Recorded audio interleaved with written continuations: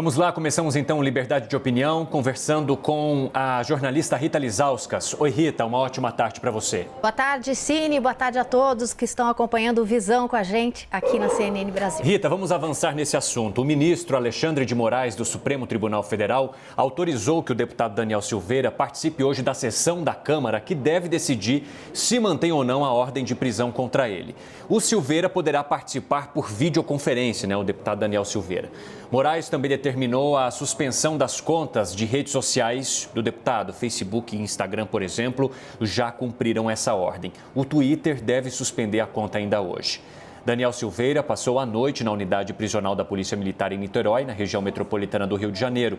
E ele foi transferido para o batalhão depois de ter a liberdade negada em audiência de custódia. Durante a vistoria na cela em que o deputado estava, na Superintendência da Polícia Federal, foram apreendidos 2 celulares. Ele teria mandado mensagens a outros congressistas de dentro da prisão. Essa informação, inclusive, foi confirmada por parlamentares do partido CNN. Eu queria saber de você, Rita, como que esses novos fatos, esses que foram divulgados nas últimas horas, eles indicam qual vai ser o futuro do deputado Daniel Silveira? Qual a sua avaliação sobre a participação de Silveira pela internet na sessão da Câmara, que decidirá o seu futuro, e também sobre essa suspensão das redes sociais? Bom, as coisas mudaram bastante de ontem para hoje, né? Os perfis do Instagram, Facebook, Twitter do deputado, parte estão indisponíveis, o Twitter vai ficar indisponível logo mais. E essa ordem de bloqueio das contas partiu do ministro Alexandre de Moraes. Eu queria lembrar, Cine, sobre o que eu tinha falado ontem aqui nesse mesmo Liberdade de Opinião. A gente estava conversando sobre esse assunto e eu destaquei que as medidas cautelares que eram apontadas pela PGR, nesse caso, não seriam suficientes para impedir Daniel Silveira de continuar ameaçando a democracia e o STF. Não sei se você lembra que a gente conversou sobre isso, né? Ter a circulação restrita a endereços indicados pela Justiça, o uso da tornozeleira eletrônica e a determinação que o deputado se mantenha distante do prédio do STF seriam inócuas, não seriam suficientes para um deputado como ele, que é youtuber e que usa as redes sociais como ninguém para fazer suas declarações e suas ameaças à democracia e ao STF. Então, eu acho que a esteira dessa decisão vem de enxergar esse cenário e perceber que ele, com redes sociais ativas, ele tinha até, inclusive, celular ali em posse dele, ele continuaria fazendo essas ações e colocando em risco a democracia, Eu queria só lembrar do caso de Donald Trump, que foi um pouquinho diferente, As redes sociais foram elas que decidiram primeiro restringir as publicações do ex-presidente norte-americano, depois que ele usou as contas dele nas redes sociais para incitar os apoiadores a invadirem o Capitólio e tentarem ali impedir a posse do Joe Biden. Então, foi uma decisão, no caso de Donald Trump, das redes sociais. E por que fizeram isso sem uma provocação da justiça, diferente do que aconteceu aqui? Porque eles avaliaram que o acesso, no caso de Donald Trump, às redes estava incitando a violência, promovendo discurso de ódio, o que é bem complicado. A assessoria de imprensa do deputado Daniel Silveira, voltando para o Brasil, fala em censura. E aqui a gente tem uma discussão, de novo, eu acho que é sobre liberdade de expressão, se ela deve ser absoluta. Você pode usar o seu Twitter, o seu Facebook, o seu Instagram para incitar ou para cometer um crime? Você pode usar suas redes sociais para cometer crime de racismo, para ser homofóbico? Na minha opinião, não. Eu acho que a liberdade de expressão tem como limite a lei. Mas no caso das redes sociais, o tema é novo, não é um tema fácil. Eu acho que isso precisa ser discutido. No caso do Daniel Silveira, foi a Justiça que determinou a suspensão da decisão e decisão de justiça a gente não discute, a gente cumpre. No caso de Trump, como eu disse, foram as próprias plataformas que decidiram tirar o perfil do ar e aqui tem um ponto importante, Se não é a Justiça, se é a plataforma que toma essa decisão, quem é que decide o que pode ou ficar não no ar? Quem decide o que é crime? Quem decide o que é fake news? A plataforma, obviamente, se toma essa decisão sem ser provocada pela Justiça, ela pode cometer abusos, ela pode cometer censura. Isso é óbvio. Por isso, na minha opinião, esse debate tem que ser feito pela sociedade, pelas plataformas, por estudiosos, mas mesmo sendo um tema difícil, que não tem preto no branco, eu tenho certeza de que do jeito que está, né, com políticos cometendo crime, usando as redes sociais para subverter a democracia, para detonar a democracia por dentro, eu acho que isso não pode continuar do jeito que está, né? As redes sociais não podem ser usadas para cometer crimes e a gente sabe que o deputado Daniel Silveira estava cometendo crimes usando as redes sociais e se mantivesse o controle das suas redes sociais, continuaria cometendo esses crimes. Cine. Ainda nesse tema, Rita, a deputada Magda Mofato, do PL de Goiás, foi escolhida para ser a relatora. Nesta quinta, o deputado Carlos Sampaio, do PSDB de São Paulo, chegou a ser anunciado ali como relator, mas a CNN apurou que a indicação do parlamentar não foi formalizada, né? Nesse meio tempo, líderes partidários disseram que não concordavam com a indicação. O líder do governo na Câmara, então, Ricardo Barros, afirmou ao nosso analista Igor Gadelha que a casa manterá Daniel Silveira preso por 350 votos ou mais, mas que ele votará pela soltura do deputado. Queria saber qual a sua avaliação sobre essa troca na relatoria e sobre essa previsão, então, de que mais de 350 votos sejam dados para a manutenção da prisão dele. Bom, mudou também esse cenário, né, de ontem para hoje.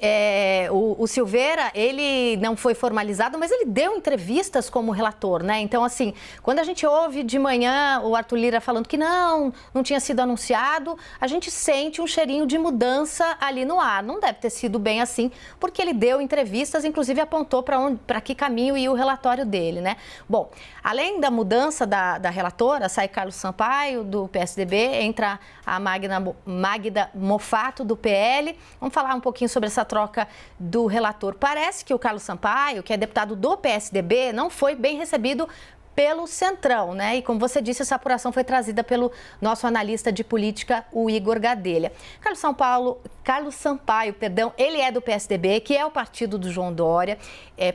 Inclusive ele também apoiou Baleia Rossi à presidência da Câmara, que era o deputado que concorria com o Arthur Lira. E houve ali uma movimentação para que essa relatoria fosse entregue para alguém do Centrão.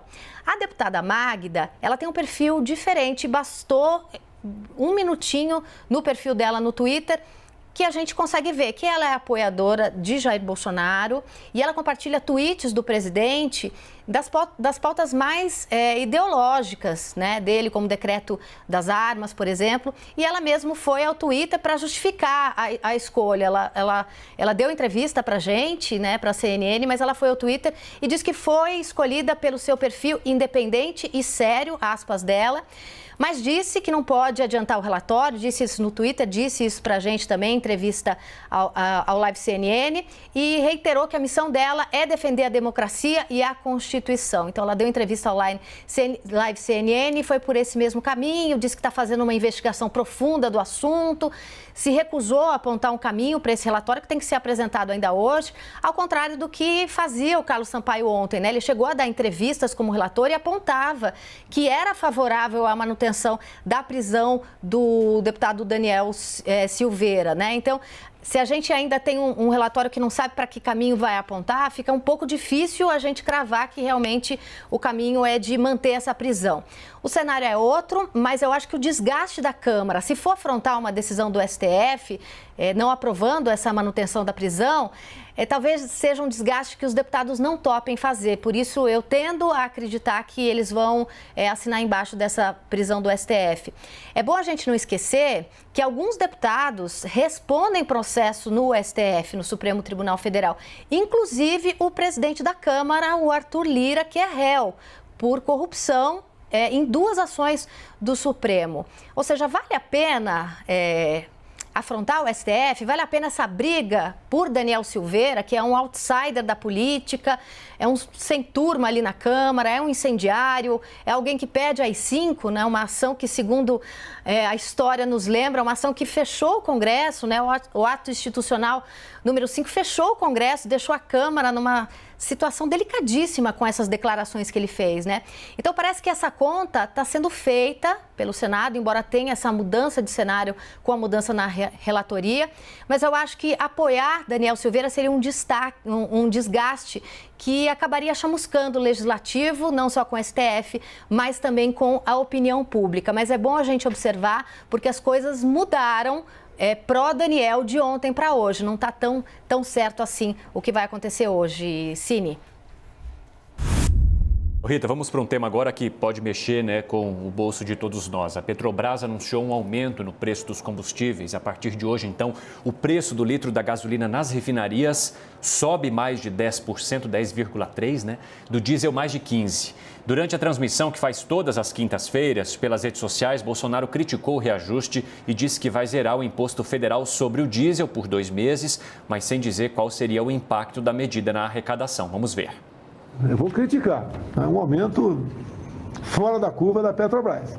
10% hoje na gasolina e 15% no diesel. O quarto reajuste do ano. A bronca vem sempre para cima de mim, só que a Petrobras tem autonomia. A partir de 1º de março também não haverá qualquer imposto federal no diesel por 2 meses. Por que por 2 meses? Que nesses 2 meses nós vamos estudar uma maneira definitiva de buscar zerar esse imposto no diesel. O Bolsonaro também afirmou que a partir do dia 1º de março não haverá mais qualquer tributo federal no gás de cozinha. Só que aí a Associação Brasileira das Entidades Representativas das Revendas de Gás disse em nota que o imposto federal representa aí, na média nacional, apenas R$ 2,18 do preço do botijão de 13 quilos, que é muito possível que as distribuidoras nem repassem a redução aos consumidores. Rita, vamos por partes então. Começando pelas críticas à Petrobras e sobre a isenção do imposto do diesel. Como você avalia as declarações de Bolsonaro sobre esses temas? E aí depois a gente fala também sobre o gás de cozinha e essa redução do tributo federal. Isso pouco representa no preço do produto? Pode chegar de fato ao consumidor final? Como que você avalia essas questões? Bom, voltamos à Petrobras. Bolsonaro, mais uma vez, disse que não vai intervir na Petrobras, mas a todo instante ele faz discussões públicas sobre questões internas da empresa e daí ele deixa claro que sim, ele está exercendo pressões do presidente da Petrobras, né? Mesmo que indiretamente, a gente não sabe se ele está ligando, eu aposto que sim, mas quando ele faz essas declarações públicas, obviamente que ele está fazendo uma pressão e isso causa extrema instabilidade no mercado. A gente viu aqui há pouco sobre as ações da empresa. Ele sempre disse que intervenção na Petrobras era coisa dos governos do PT, mas ele está mostrando que, no mínimo, ele não entende a política de preços dos combustíveis, que a gente vai falar aqui mais uma vez sobre esse assunto. Essa política é balizada no preço internacional do barril de petróleo, na cotação do dólar, ou seja, o petróleo aumentou no mercado internacional, o barril aumentou, vai refletir aqui. O dólar se valorizou em relação ao real, também vai repercutir aqui. É tão simples quanto isso. Então, além de tudo, quando ele fala sobre esse corte dos impostos, ele gera uma expectativa irreal, inclusive nos consumidores, né? Por isso que eu acho que a associação aí se manifestou, de que a partir de agora, se ele mexer nesses tributos, vai alterar o preço na bomba, vai alterar o preço do botijão, mas não vai. Pode ter um impacto pontual no primeiro momento, né, se não houver ali o repasse.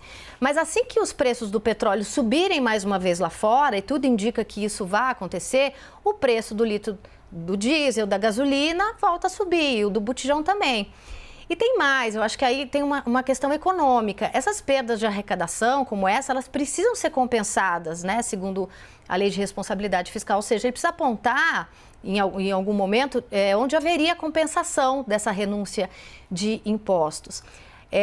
A Petrobras anunciou ontem, então, um aumento de 15,2% para o diesel, 10,2% para a gasolina. No diesel, a questão mais preocupante para o presidente, porque tem sempre essa questão da greve dos caminhoneiros no ar. Esses reajustes foram os maiores desde o início da gestão do Roberto Castelo Branco. Então, Bolsonaro disse que não ia se intrometer, né, nas ações da estatal. Ele critica a decisão, classificou o aumento como excessivo, daí ele reitera que a Petrobras tem autonomia para definir preços, daí na sequência ele diz, mas alguma coisa vai acontecer na Petrobras nos próximos dias, tem que mudar alguma coisa, vai acontecer. Gente, o mercado, claro, desconfia sobre a política de preços da estatal e ainda aponta que os preços, mesmo com esse reajuste, estão defasados, ou seja, que não foi passado todo o aumento do barril do petróleo e do dólar ao produto, no caso o diesel. Então, Bolsonaro tem medo dessa greve dos caminhoneiros, ele fica fazendo acenos sobre corte de combustível, vira e mexe ele fala do ICMS, tenta dividir essa conta com os governadores, mas a realidade vai se impor. A gente vai sentir nada o efeito desse corte, dessa renúncia fiscal do presidente da República. E daí vai ficar um clima e a gente vai ter que esperar a cena dos próximos capítulos, porque quando a realidade se impuser, quando o caminhoneiro sentir que ali na bomba o diesel não vai baixar, ele vai voltar a cobrar. E daí a gente vai ver o presidente Bolsonaro fazer uma outra declaração que vai impactar mais uma vez nas ações da Petrobras. E a gente fica ali nessa coisa de correr atrás do próprio rabo, e essa discussão não é feita do jeito que ela tem que ser feita, né? Uma discussão feita no nível de reforma tributária. A gente precisa também discutir os modais de transporte que a gente tem. A gente é muito dependente do transporte de caminhão. Então fica nessa decisão, nessa discussão que é ali bem rasinha, sabe? Sendo que os problemas são mais profundos e a gente precisa discutir isso daqui para frente. Obrigado, Rita. Bom fim de semana para você. Até segunda. Até.